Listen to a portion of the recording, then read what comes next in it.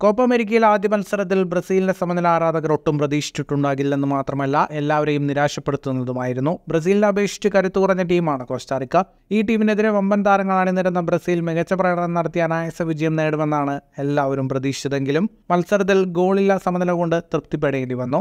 ബ്രസീലിന്റെ മികച്ച മുന്നേറ്റ നിരയെ കൃത്യമായി തടഞ്ഞു നിർത്തിയ കോസ്റ്റാറിക്കൻ പ്രതിരോധത്തിനൊപ്പം ഗോൾ കീപ്പർ പാട്രിസ് സെക്കീരയുടെ പ്രകടനവും ശ്രദ്ധേയമായിരുന്നു. കോസ്റ്റാറിക്കയുടെ ഇതിഹാസ ഗോൾ കീപ്പറായ കെയ്ലർ നവാസിന് പകരക്കാരനായി എത്തിയ താരം ആ സ്ഥാനത്തിന് യോഗ്യനാണെന്ന് ഒറ്റ മത്സരം കൊണ്ട് തെളിയിച്ചു.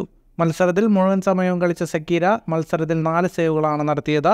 അതിൽ 2 ബോക്സിന്റെ ഉള്ളിൽ നിന്നുള്ള ഷോട്ടുകളായിരുന്നു. 78-ാം മിനിറ്റിൽ അരാനയുടെ ലോങ് റേഞ്ചറും അതിനു മുൻപ് കോസ്റ്റാറിക്കൻ താരത്തിന്റെ ഹെഡർ ഗോളിലേക്ക് വന്നതും താരം തടുത്തിട്ടത് അവിശ്വസനീയമായ രീതിയിലാണ്. മത്സരത്തിൽ കളിയിലെ താരവും സെക്കീര തന്നെയാണ്. കെയ്ലർ നവാസ് മാസങ്ങൾക്ക് മുൻപാണ് ദേശീയ ടീമിൽ നിന്നും വിരമിക്കൽ പ്രഖ്യാപിച്ചത്. 37-കാരനായ താരം വിരമിച്ചതോടെയാണ് സ്പാനിഷ് ക്ലബ്ബായ ഇബീസയിൽ കളിക്കുന്ന സെക്കീരയ്ക്ക് ടീമിനെ വലകാക്കാൻ അവസരം ലഭിച്ചത്.